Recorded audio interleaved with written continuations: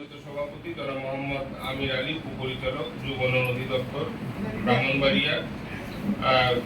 উপস্থিত আছেন ঢাকা থেকে আগত প্রকল্পটি, তিনি আসলে বায়োগ্যাস প্ল্যান্টের উপরে যে মৌলিক উপস্থাপনাটি আছে উনি কারিগরি উপস্থাপনাটি আমাদেরকে দেখাবেন এবং আমাদের যুব উন্নয়ন কর্মকর্তার কার্যালয়ের সহকারী যুব উন্নয়ন অফিসার এবং আমাদের সমাজসেবা অফিসার এবং সম্মানিত প্রশিক্ষণার্থীবৃন্দ, আপনাদের সকলকে সালাম এবং শুভেচ্ছা জানাচ্ছি।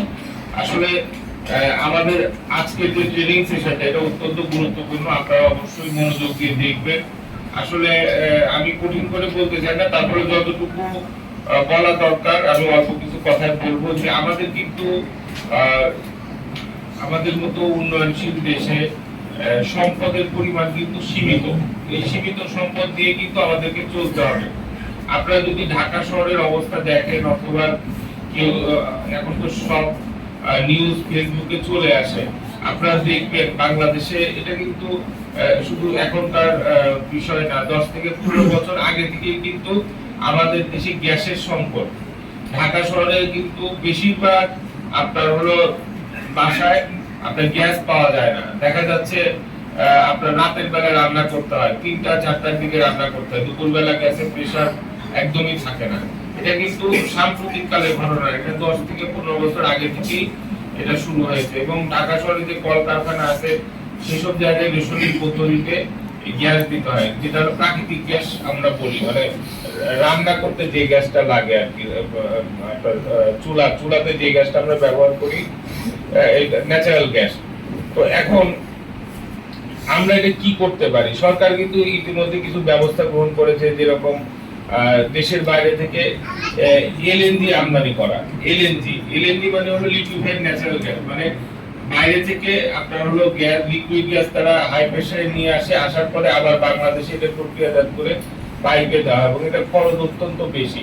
আপনারা জানেন যে এলপিজি গ্যাস, যেটা হলো আপনার সিলিন্ডার গ্যাস বলেন আর কি সোজা বাংলা, এটা কিন্তু বিভিন্ন বাসা বাড়িতে ব্যবহার করা হয়। এগুলোর দাম কিন্তু দেখা যাচ্ছে যে 12 কেজি যেটা দাম, এটা মনে হয় 1300-1400 টাকা না, এরকম। অনেক সময় এটার দাম অনেক বেশি হয়, এবং মাসে দেখা যাচ্ছে যে 1600 টাকা না, এবং মাসে দেখা যাচ্ছে 2টা ছাড়া আপনি চালাতে পারবেন না। যদি তাও 4 জনের ফ্যামিলি হয়, 5 জনের ফ্যামিলি হয়, 2টা লাগবে। তাহলে যদি 1600 হয়, তাহলে 1600 টাকা হলে কিন্তু সেটা হচ্ছে 3200 টাকা প্রতি মাসে লাগবে। আর ঢাকাতে যেসব চুলা হয়, চুলাতে আমার মনে হয় কত এখন 1000 টাকা মনে হয় ডাবল চুলা, আর 500 না 600 মনে হয় সিঙ্গেল চুলা, হ্যাঁ 1075। তো ডাবল চুলা 1075, সেটা আপনি ডিফারেন্সটা দেখেন।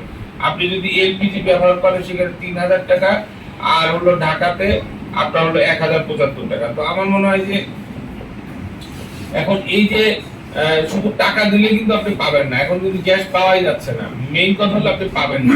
এখন না পেলে আমরা কি করব? না পেলে তো আমাদের জীবন তো থেমে থাকবে না। এই জন্য কিন্তু আমরা এই যে আজকের ট্রেনিংটা আমাদের জন্য অনেক গুরুত্বপূর্ণ। আমরা যদি গ্যাস যদি না পাই, সেক্ষেত্রে আমরা রান্না করবো কিভাবে? আগে কিন্তু একটা বিষয় ছিল যে এই যে আপনার হলো বন থেকে আমি কাঠ কেটে নিয়ে আসলাম, লাকড়ি নিয়ে আসলাম, হ্যাঁ এগুলা দিয়ে আমরা রান্না করলাম। আগে গিয়েছিল যে গোবর দিয়ে ঘুটা তৈরি করে ওটা রান্নার কাজে ব্যবহার করা হতো। তো এখন কিন্তু এই প্র্যাকটিস গুলো আস্তে আস্তে কমে যাচ্ছে, মানুষ আধুনিক হচ্ছে, সচ্ছল হচ্ছে, সে একটু মানে স্মার্টলি জীবনযাপন করতে চায়, একটু আপনার হলো যাতে কম কষ্ট করে এটা করা যায়। এটা আস্তে আস্তে আমাদের জীবনধারার উন্নয়ন হয়েছে, আমাদের মাথা পিছু আয় বেড়েছে, এই জন্য কিন্তু মানুষ এই পন্থাগুলো বেছে নিয়েছে। সেক্ষেত্রে আমরা এই যে ন্যাচারাল গ্যাসের বিকল্প, কিন্তু এলপিজির বিকল্প হিসাবে আমরা এই বায়োগ্যাস প্ল্যান্টকে ব্যবহার করতে পারি। এবং এর জন্য এই যে আমাদের সহকারী যুব উন্নয়ন অফিসার যে কথাটি বলেছে, এর সাথে আপনার বায়োগ্যাসের যে আমরা কাঁচা মালটা ব্যবহার করি, এর জন্য কি করতে হবে? উনি বলেছেন খামার করতে হবে, গরুর খামার করা যেতে পারে, মুরগির খামার করা, দেখেন লাভটা কি, ওইখান থেকে যে বিষটা কিংবা গরুর গোবর আসবে, অথবা আমরা বাসা বাড়িতে এই যে আমরা বিভিন্ন ভেজিটেবলস খাই, এইগুলোর উচ্ছিষ্ট অংশ, এই অংশগুলো আমরা যদি বায়োগ্যাস প্ল্যান্টের কাঁচামাল হিসেবে ব্যবহার করি, তাহলে সেখান থেকে যে গ্যাসটা মিথেন গ্যাসটা পাবো, সেটা পাইপলাইনের মাধ্যমে আমরা চুলাতে দিতে পারবো, এবং চুলাতে কিন্তু গ্যাসটা জ্বলবে। এবং এই যে টেকনোলজিটা আমাদের যে প্রকৌশলী মহোদয় এসেছেন ঢাকা হতে, উনি পুরো জিনিসটা দেখাবেন। আমি বেসিক জিনিসটা একটু বলতে চাই। এবং এইখান থেকে যে গ্যাসটা আসবে সেটা দিয়ে কিন্তু আপনার লাইট ফ্যান এগুলো আপনারা চালাতে পারবেন। তো আমার মনে হয় যে এটা নিয়ে আপনার বিদ্যুতের যে সমস্যা আমাদের নবীনগরে আপনি ইতিমধ্যে দেখেছেন যে যে এখন ঝড় বৃষ্টির মধ্যে আসলে বিদ্যুতের সমস্যা হয়। আমি পাহাড়ে কাজ করে এসেছি, ওইখানে কিন্তু আপনার ওই যে সোলার প্যানেল, যখন কারেন্ট চলে যাবে তখন সোলার প্যানেলই কিন্তু চলে। এখানে মনে সোলার প্যানেল এটা কম। তো আমার মনে হয় বায়োগ্যাস প্ল্যান্টের মাধ্যমে আমরা যদি এটা পাই তাহলে কিন্তু এখান থেকে আমরা বলি মিথেন গ্যাস, যেটা হলো আপনার আগুন জ্বলে, মানে চুলায় দিলে আগুন জ্বলে। মিথেন গ্যাসটা আমরা পাইপলাইনের মাধ্যমে আমরা যেখানে প্রয়োজন সেখানে আমরা নিয়ে যাব।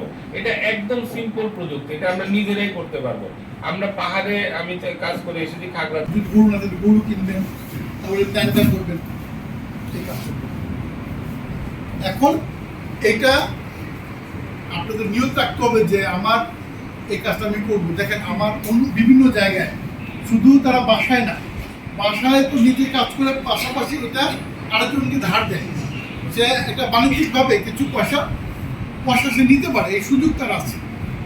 অতএব সরকার এই যে গ্যাসের জন্য, বাসায় গ্যাস উৎপাদন করার জন্য আমার ইঞ্জিনিয়ার সাহেব দিয়েছে, তাকে কোনো টাকা পয়সা দিতে হবে না। হ্যাঁ, তারপরে আপনাকে পরামর্শ দেওয়ার জন্য ওনাকে দিয়েছে, সব পরামর্শ দিয়ে আপনি এটা করবেন, তার জন্য টাকা পয়সা দিতে হবে না। ইভেন আপনাকে এটা করার জন্য সরকার 2 লাখ টাকা লোনও দিয়েছে আপনার জন্য, তো ঠিক কি না? তাহলে এই সুবিধাগুলো থেকে আপনি বঞ্চিত হওয়া ঠিক হবে না, যে টাকাটা আমি নিব, কাজে খাটাবো, আবার টাকাটা ফেরত দিব, নেক্সট আবার আপনাকে আবার দিব। আর এই বায়োগ্যাসটা করে আমার ফ্যামিলির মান উন্নয়ন করবো, আমার ফ্যামিলি ভালো খাবে, ভালো চলবে। তাহলে কি হবে, একটা পরিবার যদি ভালো খায়, ভালো চলে, তাহলে একটা পরিবার, একটা সমাজের ভালো হবে, উন্নতি হবে। আর একটা সমাজ যদি উন্নত হয়, একটা এলাকার উন্নতি হবে, জেলার উন্নতি হবে, জেলার উন্নতি হলে দেশের উন্নতি। এমনি কয়জনের গরু আছে, একটু হাত তুলে দেখান তো, গরু কয়জনের আছে? 1 2 3 4 5 6 7 8 ওরা আছে না, 8 9 10 জনের আছে আর কি। ঠিক আছে, যাদের নাই নিয়ত রাখেন যে আমরা এই বাছুর জাতীয় গাভী পালন করবো আর কি, নিয়ত রাখেন। যদিও একটু কষ্ট হয়, কিন্তু এই কষ্ট হলেও আমার জন্য তো লাভ হবে, তাই না? নিয়ত রাখেন না। তো যাক, যেটা বলতেছিলাম যে যারা এই প্রকল্পটা করবে তাদেরকে আমরা লোনটা দিব, যারা করবে না তাদের লোন দিব না। কিন্তু আপনি যদি এই কাজটা করেন তাহলে আপনাকে আমরা লোনটা দিব।